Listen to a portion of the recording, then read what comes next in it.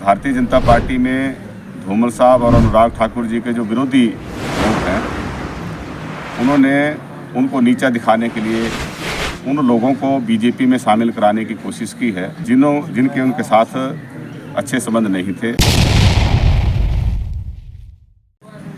और भारतीय जनता पार्टी में धूमल साहब और अनुराग ठाकुर जी के जो विरोधी लोग हैं, उन्होंने उनको नीचा दिखाने के लिए उन लोगों को बीजेपी में शामिल कराने की कोशिश की है जिनके उनके साथ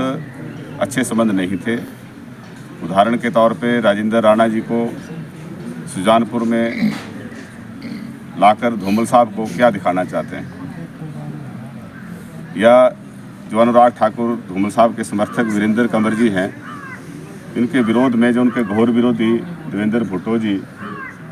उनको बीजेपी में शामिल करके वो क्या दिखाना चाहते हैं। उसी तरह से रवि ठाकुर को लाहौल स्पीति में डॉक्टर रामलाल मार्कंडे के तौर पे जो है उनको बीजेपी में शामिल करके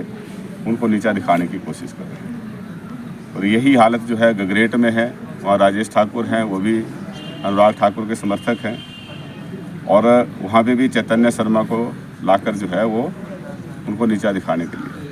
तो एक तीर से दो निशान साधने की कोशिश हुई है। एक को तो कांग्रेस पार्टी को अस्थिर करने की कोशिश की गई,